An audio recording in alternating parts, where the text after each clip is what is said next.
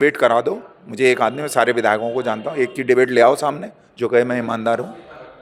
कौन सा विधायक ऐसा है जो उत्तराखंड की विधानसभा में और जो विधायक निधि आती है, कुछ एक आध दो चारों को, जो 4 5 10 को मैं नहीं कर सकता, 10 हो जाएंगे ज़्यादा ज़्यादा, जो ये 40% विधायक निधि में कमीशन जा रहा है, क्यों नहीं इस पर रोक रहे? क्यों नहीं कहते विधायक निधि हम नहीं लेंगे, भ्रष्टाचार हो रहा है इसमें? भ्रष्टाचार का शुरुआती विधायक निधि से हो रही है।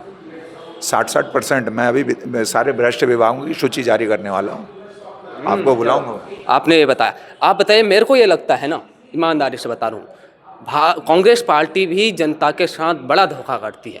आप कहो क्यों? क्योंकि जब जीतते हो आप कांग्रेस के चुनाव से, कहीं अगर जीत गए तो फिर थोड़े दिन बाद चुपचाप से भारतीय जनता पार्टी में आपके विधायक तो कभी कभी कपड़े भी नहीं पहनते, सीधे भारतीय जनता पार्टी में चले जाते हैं। मतलब लोगों के अंदर से ना कांग्रेस पार्टी के प्रति विश्वास उठ गया है कि हम वोट कांग्रेस को दें। दिली इच्छा है उनकी, वह बदलाव चाहते हैं, लेकिन उनके साथ इतना बड़ा धोखा होता है और वह कांग्रेस के ही नेता होते हैं। अब देखिए, मैं कांग्रेस पार्टी का ना तो कोई बड़ा लीडर हूँ और ना कोई ऐसा हूँ। मैंने तो बोला कि मैं अपने सिद्धांतों पर करता हूँ। मैंने बताया कि हरीश रावत जी मुख्यमंत्री थे, मैं प्रदेश कांग्रेस का महामंत्री था। मैंने अपनी सरकार के खिलाफ जन आक्रोश निकाली, रैली निकाली पंतनगर में, 2500 ठेका कर्मियों की। उनकी मांग को मैंने शासनादेश कराया लड़के।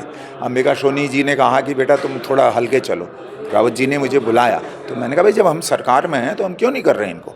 जब हम कहते हैं तो इसको क्यों नहीं करते हैं? तो बाद में मेरी रावत जी ने माना कि मैं माना ही नहीं। मैं 10 चक्कर देहरादून गया, मेरे 7-8 लाख रुपए उसमें खर्चे हुए, लेकिन मैंने कहा लड़ाई छोड़ूंगा नहीं तो पार्टी छोड़ दूंगा मैं। तो ऐसा नहीं है। जब अब हो सकता है कुछ लोग होंगे, अब उसके लिए मैं इंटाइटल भी नहीं हूँ। वो जिनको मुख्यमंत्री बन गया है, जिनको प्रदेश में बड़े बड़े पद संभालने हैं पार्टी के अंदर, जो 2027 में बदलाव लाना चाहते हैं, ये उन सबको चिंतन और मनन करने की उनको आवश्यकता है। ये मेरे आपने कहा देहरादून जाने में 8 लाख रुपये, मतलब हरीश पनेरू की भी जेब मोटी है। देखिए, मैं इनकम टैक्स से पे ही हूँ। मोटी क्या है, हमने मेहनत पसीने से कमाया, लोगों ने चंदा दिया, उन कर्मचारियों ने अपने तनख्वाह का एक एक महीने का वेतन बसों को ले जाने में करा। हम 3 बार ले गए यहाँ से 2-2 हज़ार आदमी हरीश रावत जी के यहाँ, तब लड़ाई जीती हमने। वो ऐसा थोड़ी, अब मेरे पास इतना पैसा नहीं। लोग विश्वास करते हैं, लोग ये जानते हैं, आप भी आए हैं तो कि हरीश पनेरू झूठ नहीं बोलेगा, और जिस दिन मैं झूठ बोल दूंगा उस दिन मैं मरना हुआ मिलूंगा आपको। झूठ का मतलब अनजाने में हो जाएगी कोई।